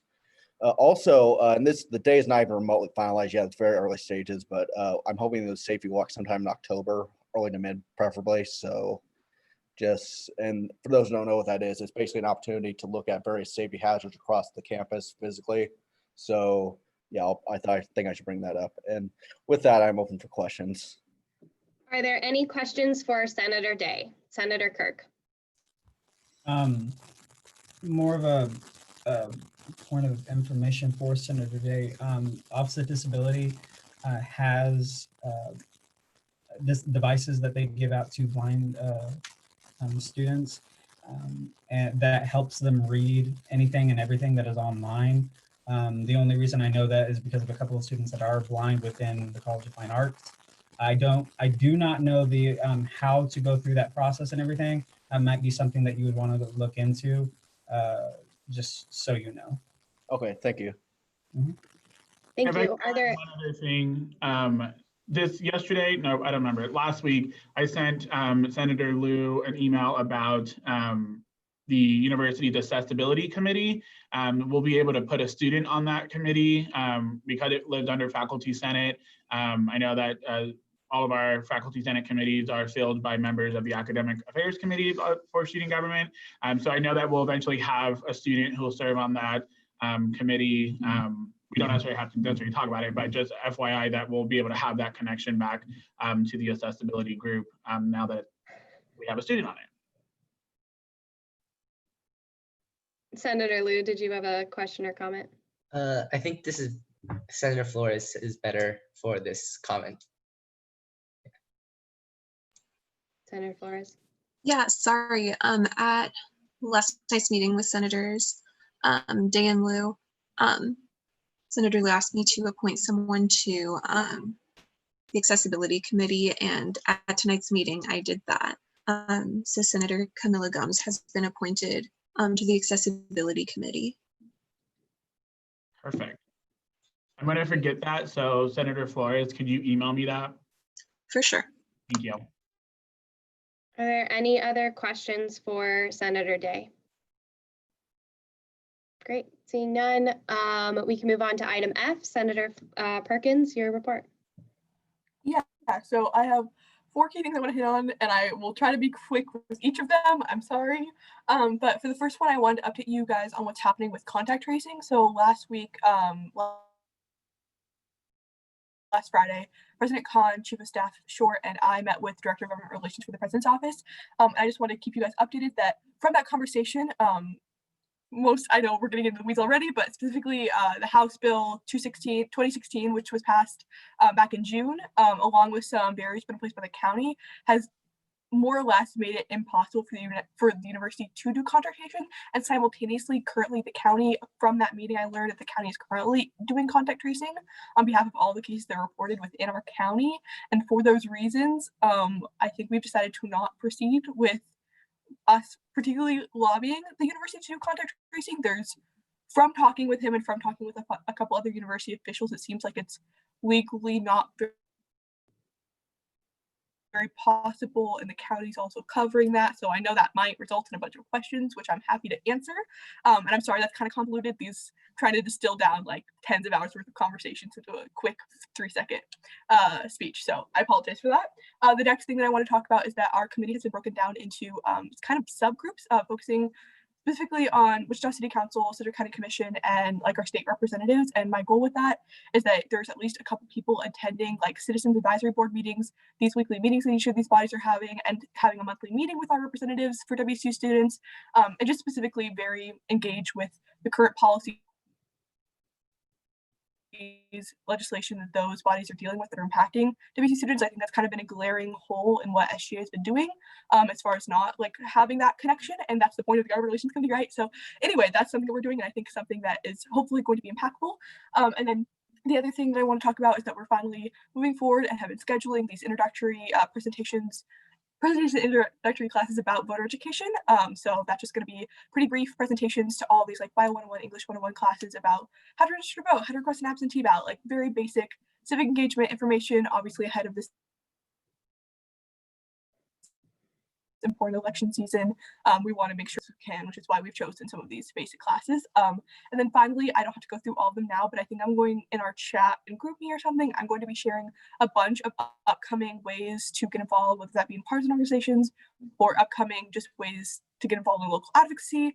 I think it's important that all of us as representatives of our students are involved in, you know, everything that's happening locally in our community and all that stuff. So I'm going to be sharing some of those events that are coming up. For example, there's a panel on diversity in local government that's happening next Thursday at 5:30 p.m. Just a little shout out, you guys should come. But with that, I'm open to questions. Sorry. Are there any questions for Senator Perkins? Great, seeing none, we can move on to item G. Senator Majors, your report. Well, that's a tough act to follow. I've not been that active. And if what Senator Day had done in the last week was dropping the ball, then I'm in trouble. My main focus has really been the Supreme Court, as it has been the last 2 weeks. It's been proven through the deliberations today that this is a very important issue to a lot of people. Well, the Supreme Court specifically. So I urge any of you, if you have absolutely any questions or concerns, anything at all, no question's a dumb question, no concern's a dumb concern, please get in contact with me. I would love to discuss whatever concerns or questions you may have. I'd like the entire Senate to have, you know, some representation within the legislation, or at least input before we draft the legislation. Because it will come to the Senate floor, and I want it to be something that has been deliberated on by all the people that are really caring about the Supreme Court. So please reach out. Yeah, other than that, it's just been procedural items. That's basically took up all my time. I could go into the intricacies of the Supreme Court, but we don't have enough time for that. So that's it for me. Are there any questions for Senator Majors? Great, seeing none, we can move on to item 11, association reports. Vice President Haas, go ahead with the association report. Hi everyone, I'm again from Gabriel's computer. Hello. Okay, so reports from cabinet, starting with the director of media. She has just been working on videos that have been going out on social media, so check those out and share them. The Director of Public Relations says the Shockers Vote Coalition is hosting a panel on diversity in local politics on Thursday, September 17th, moderated by himself, and Vice President Haas, me. The coalition is also sponsoring drive-through voter registrations at the Metroplex on Saturdays. The first one is this Saturday from 4 till 7. SGA will be hosting virtual town halls at 2 p.m. on a virtual town hall at 2 p.m. on Thursday, September 24th, regarding updates about COVID. Dr. Hall, Scott Jensen, Camille Childers, and Camille Childers will serve on that panel and will be moderated by Vice President and myself. I am working with the DEI committee to do virtual celebration for Hispanic Heritage Month. The treasurer says I have been working on the task force for student fees and we are coming to the end of that. Also, the task force for Black student experience met on Friday and it went well. We have another meeting this Friday. Lastly, I will be meeting with Gabe to talk about leadership pay and our budget. For myself, the legislative review is now being finalized by our chief of staff. I have been sitting on a hiring committee that will be wrapping up this upcoming week, and I will be making a speech at academic convocation, so be sure to tune into that tomorrow morning at 9:30 a.m. Additionally, the Shockers Vote Coalition is hosting a panel again, so come out for that. And as always, feel free to reach out to me with any questions or concerns. Ridger wrote you all a book, so bear with me. President Khan's report is last week Speaker Babin and I did the state of the student body. Some may say that we killed the game. If you want to learn about our goals and what we have already accomplished, that speech is a great place to get information. I am also serving on the Convergent Sciences Building 3 meetings. We are making decisions as to what should be added. Right now, they are looking at adding labs and offices. Once the plan is complete, I will inform you of it. Otherwise, if you have questions, concerns, and want to know more information, just reach out to me. VP Haas and I have been involved in conversation regarding 2 new buildings that we want to see on campus. First, the first building will be a student services building where students can go and find as many resources as possible, which will be Clinton Hall. The second building is we are working on creating a multicultural center. I ask that you, the student body leadership, reach out to us and provide input with any input. Mackenzie and I are and will continue to do the work over this, but if you, the Senate body would like to help and be involved, please come to us and let us work together for a better campus. Yeah, so feel free to reach out to us about any of that if you need any more information. And my work for the Freedom of Speech Principles and Shared Governance document continues. I'm currently in Topeka getting ready to meet with the regents. As the Student Advisory Council Chair, aka SAC, I will be advocating for SAC goals. We have decided to tackle the issue of mental health wellness by advocating for more money in this area and new requirements across the board. Second, we want to look at student health insurance and how we can help students on campus to not be left out from this process. If you have any questions or concerns, please reach out. And then just general announcements, come to the SGA game night on September 17th at 7 p.m. That's all we got. Thank you. Are there any questions for the Vice President, Senator Zacharias? Hi there. So what exactly is hoping to be examined regarding officer pay and that manner? Yeah, I think they're just looking over budget and what we can do with officer pay. I think something that came up during journal review that was interesting is that not only do we all have different hourly rate, like hour limitations, we also have different pay. And so that was something we were going to look at, is either having us put in the same amount of hours or get paid the same amount is kind of the proposition. But I'm sure Zach would be able to talk to you more about that if you just emailed SGA treasurer@wichita.edu. He would have more information on that. Are there any other questions for the Vice President? Great, seeing none, thank you very much, Vice President Haas. Advisor Fonseca, your report. Yeah, the only thing, so this morning I sent out information about the SGA game night. We're just trying to provide some social opportunities for people, right? Typically, if we were in person, you would have the opportunity to like mingle before Senate meetings or after Senate meetings and whatnot. We're missing those opportunities. And so we wanted to provide some just, casual social opportunities, no business talk, no nothing, just getting to know each other, having fun, and spending time, building relationships and bonds from there. So I sent that information out September 17th. Again, super quick, super fun. I don't know, it should be super fun. I think so. So that's one. I think two, last week I talked to you all about the Chakra Support Locker annual report that was completed. I'm going to send that to you all out this week as well, so you can take a second to look at it. But one of the things that I do want to share from there, in the last fiscal year, so 2019, 2020, yes, that makes sense. 2019, 2020, the Chakra Support Locker served 3,200 students. So quite a lot of numbers. And let me take that back, students, faculty, or staff. So it did serve quite a hefty population. And even during the shutdown that happened in March, the locker was still pretty steady during that time to support students when we went on the initial lockdown or shutdown because of COVID. So it's still being utilized, still busy. We've hired all of our new staff for it. So it's in full-fledged operating and a resource for anyone to use as well. The last thing, today's meeting, super good, right? I think it's really, really good. It makes me really happy that folks are opening up, sharing their thoughts, speaking their mind, doing your due diligence, asking questions, debating on things, all those important things. And I want to continue to encourage you all to do that. Even though we're in this virtual capacity, and to be honest, we can only see half of you all at a time. I try and schedule or push either side so that everyone can see, or so students can see. I definitely want you all to continue to be engaged and to speak your mind, give your opinion, give your thoughts.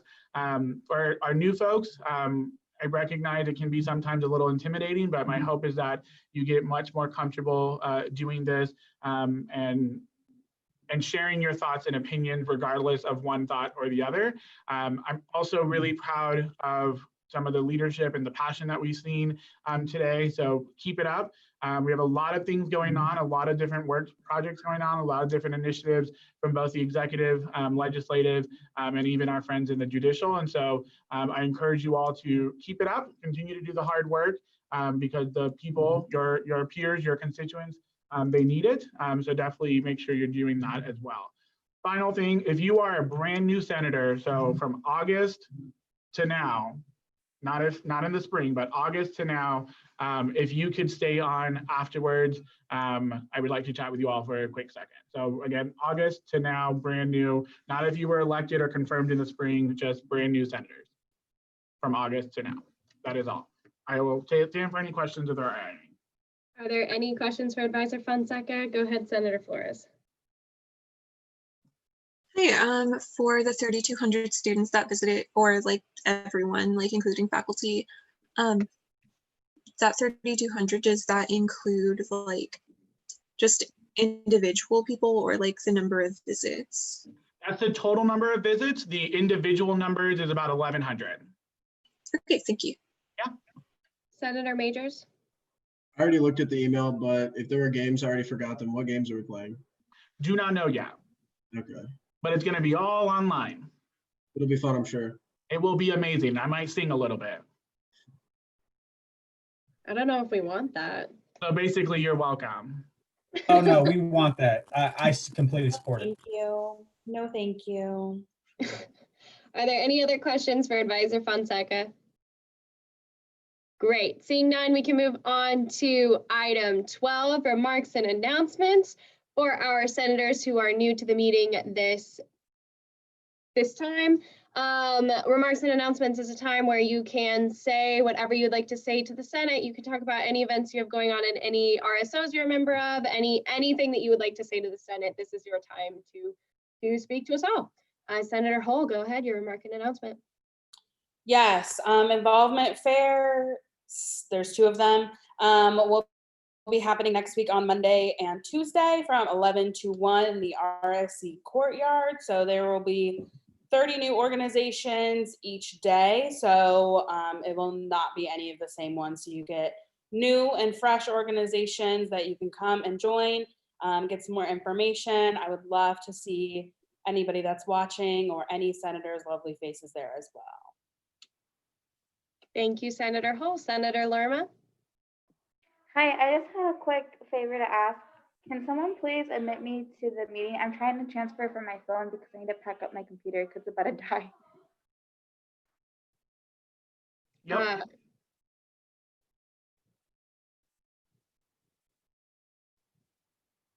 Did someone let you in? I really can't tell. So, No, I'm still in the waiting. Like I'm waiting for the host to like either let me in or something. Don't see you in the waiting room. Let me try again. Hold on. Sorry. just send me a message if you can't get back and we'll move on to another announcement. Senator Flores? Yeah, I just wanted to remind my committee to check their emails and to make sure to just like let people like know in advance, like if there are any issues that come up, because I really appreciate it. Thank you, Senator Flores. Senator Kirk? Yeah, I just wanted to say, like, good job to everyone. It's really like, Gabe said that it's really nice to see everyone talking, and it's just really good to be able to, even if we're not agreeing on something, everyone's being cordial, everyone's being nice about it, but we're still having an active conversation. It's just really good to be part of the Senate, being a part of a committee that is just actively trying to help the betterment of the whole entire university. So just good job to everyone. Thank you. Senator Zacharias? Hi. So I just think that this should be reported on in this meeting. I just wanted to say that Budget and Finance did meet, and we voted to move AR-63-005 to the Senate with a recommendation to fail. We did so because we believed it wasn't ready to be put into effect. And I just want to put that out there. That way people can have conversations before next Senate meeting when there will be further debate and voting on it. Thank you. Senator Flores, did you have another remark and announcement? No, my computer is just glitching a lot right now. No worries. Senator Zacharias, did you have another one? Okay. Are there any other remarks and announcements? Well, great, I'll give mine. So for those of you who are new, for all of you who may have forgotten, you do have your Senator Hour due tonight at midnight. You submit that by doing so on ShockerSync. It's a really easy form for you to fill out. Your Senator Hour is just 1 hour a week you dedicate to doing work of the Senate. So that can be, you know, an hour of you going to an event, an hour of you working on a bill, an hour of you having a meeting with someone in administration or another member of your committee. It does not, the actual Senate meeting does not count, and your committee meetings do not count. Any other work you do for the Senate does count as a Senator Hour. Everyone is required to do one a week. They're due every Wednesday at midnight. Please fill out that form on ShockerSync. I will be going through, I know I missed last week's, but I'll go through last week's and this week's, approving all of them for those of you who complete your hours. So please make sure you get that done. I appreciate all the dialogue tonight. I would love to see more of that moving forward. I think it's really important that we have tough conversations in these meetings. You know, we're speaking for all the students at this university, and that's hard to do when there's 66 of us. So have these strong conversations and make sure we're doing everything that we need to do. With that, we can move on to item 13, final roll call. Please, you can click any letter as an answer for this on iClicker. This is just our way to take attendance here at the end. So everyone just click a random letter, it doesn't matter.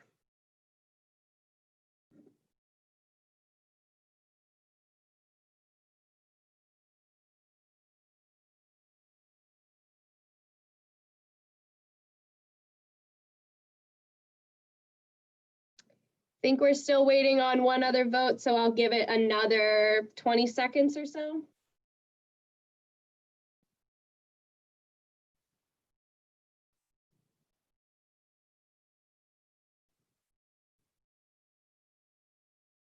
Remember, if you don't vote now, you won't be counted as in attendance for the whole meeting, so you should vote.